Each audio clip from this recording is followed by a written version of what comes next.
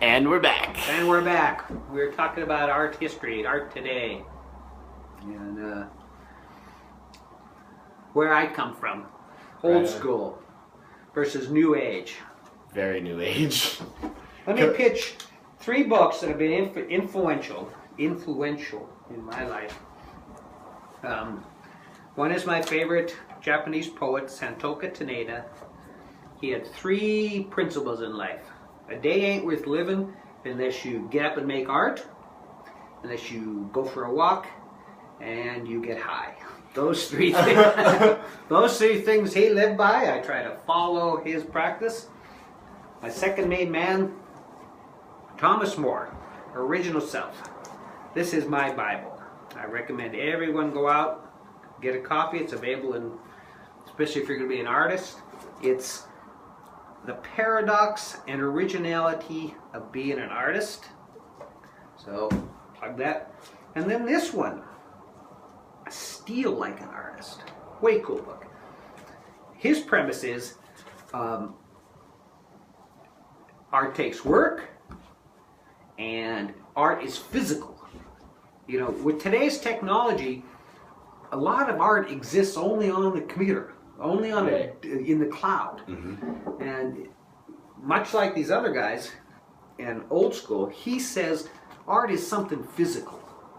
It can be a performance, it can be a conceptual piece, but we're actually in a room, you know, we're not just, it's not just this digital thing that we put together. Right. And I'm a huge believer in that. And he's also of the template that says art's original in the sense that we look at what was done in the past. We look at Picasso, we look at Henry Moore, we look at Andy Warhol, and we steal from them. We, much like in where they appropriate, where they sample in music today. Mm-hmm. Artists have been sampling, appropriation they called it, where you'd appropriate, you'd lift from another artist.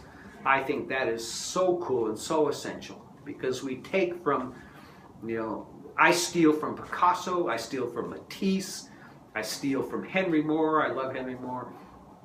You know, yeah, but steal in the sense where you can actually lift their image, or you can take how they approached the material, put a hole in it, you know, take the 2 sides and break them apart, push them back together, you know, or do a beautiful line, you know.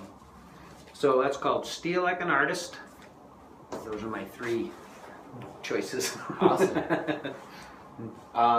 What are your plans for the future? Well, I'm going to be going back to Georgia in the fall and doing another art project. I want to... Do you want to do another book? I think what we're going to do is more of a zine approach. Okay. Where we're... it's going to be quicker using the Xerox. And this was great. This wasn't that expensive, but I want to be able to, I'll probably be responsible for maybe about 6 different classes. So I want to be able to do something with the whole classes instead of just me and my buddy, you know. Right on. And so I'm thinking more of a zine approach, you know, where they can glue and paste, and I'll photocopy and staple them together and awesome. give them out to the kids. So. And then maybe with this young man, because he's a idiot savant, do something with him, like an exhibition or, you know, some printings or something. Right on. Yeah. But I'm really kind of conflicted here in Portland about where the scene is and where some, you know, alternative galleries are. And I've been up and down Alberta. I've been, you know, Kenton, downtown. The Pearl District sucks, if you ask me. The Pearl District sucks. I just can't afford it, you know, and they're not welcoming to marginal artists, you know. You know, it'd be sweet to see a scene down there, maybe on this, maybe on the other side of the river, you know, some of that area down there, you know. But even, what was that printing? Microcosm printing that used to be on 11th. Even Okay. they've moved out, a little bit. So it's getting pricey down there, Yeah. So. And you're out there at 119th. Way out there. I think we coined 100th and beyond is underground Portland. So is there a good art scene out there? It's growing. It's growing. I know that there's a Southeast Art Walk coming up soon, but it's not nearly that deep. I think it's like 112 or like 12th to like 40th or something. So it's not nearly that deep. I think that 119th and Powell is probably the furthest art gallery, even like underground art gallery that you're gonna find. Yeah. Well, I'm all over that. Way cool. Way cool. Which, I mean, that brings us to our next topic of conversation is 4th effing Friday. The very first one was in January. The second one will be February 27th. 7 o'clock to 11 o'clock. There's going to be free food and booze, and we're going to paint the walls. And $5 or more gets you a raffle ticket if you want to donate to 4th effing Friday and the Art Life video blog. $5 or more will get you a raffle ticket, and you can win art from me and a bunch of other artists that have donated. And then next month will be The 27th. The 27th again, March 27th, and that'll be the one where you will be invited to come show and have some of my stuff. Let me show a few more pieces then. right on. Since we're hanging. Yeah. And then the last part of that is we are asking all of the artists that are involved to donate a small piece towards the raffle. To generate a little extra hype towards the gallery and earn funds for the Art Life video blog and the gallery 4th effing Friday, because it's not cheap. Oh. It's very expensive, and it's all coming from my pocket. Okay, so when I talked about stealing from other artists, Right? these are from Greek mythology. So see, and I developed this little, I took these cardboard, actually took a doll, laid it down and traced around it. So that made the shape, and then I could bend them into different things. So this is like the Greek goddess measuring the worth, probably of Cupid. But this is what I love. This is what's so fun about being an artist. Wow. And you can see how I'm using Judy's face and my own. I like to use my face a lot. But it's in context of these Greek myths, and I can't quite remember, but this is definitely a Freudian one right there.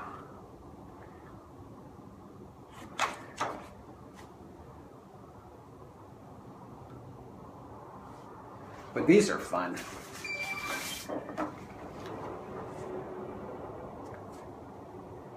Also went through a phase that was really X-rated.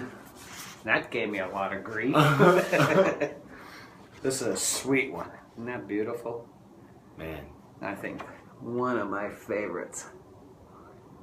It's a sweet one.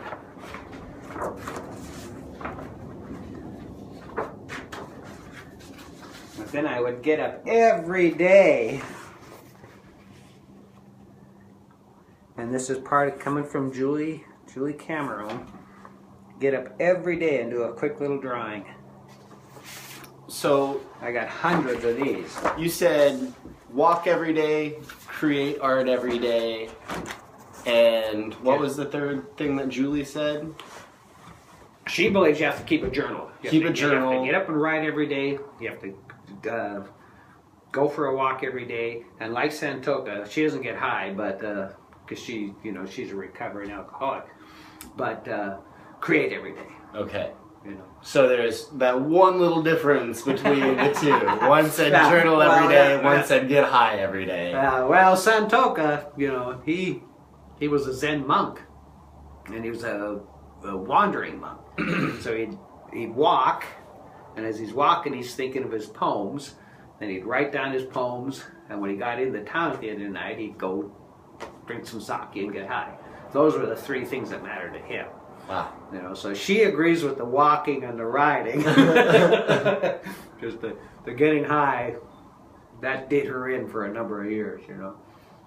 Well, to each their own. Yeah. But, you know, so I don't know, my future, I'd love to, you know, about a year or so ago, I went on Craigslist and tried to really marshal up a cooperative gallery, because I've been involved in cooperative galleries before, and they can be funner than hell. But, you know, no one was really willing to put in the effort, and you know, and it's kind of difficult, you know. Mm-hmm. It's kind of difficult. People kind of want a ready-made situation where they can apply and step into it, you know, instead of trying to build it from the ground, like you're doing. Right. You know, but you know, I'd like to, you know, participate or see more of what you're doing, see more of the pop-up, have an art show, have a party, you know, document it and have it go away, you know. Well, if you want to help, all of the help that I can get right now is definitely appreciated. I know you're out on 119th though. Yeah, it is a way out there. Yeah, I that's really all that I have today. Do you have any last comments, questions, concerns? No, and I really appreciate that, the opportunity to, you know, talk on your blog and to introduce myself to Portland and to be kind of the cheerleader for artists, you know. So there's no other life like it. It can be, you know, it can be brutally lonely at times, and it can be brutally confusing at times. But boy, when it clicks, there's no other, you know, satisfaction or feeling that you're here for the right reason. Than when you play with images, you know. So I appreciate it. Well, thank you very much. My pleasure. This is the Art Life video blog, everybody. Today I was here with Philip Kunz. My name is Jacob Wolf, and I'll see you tomorrow.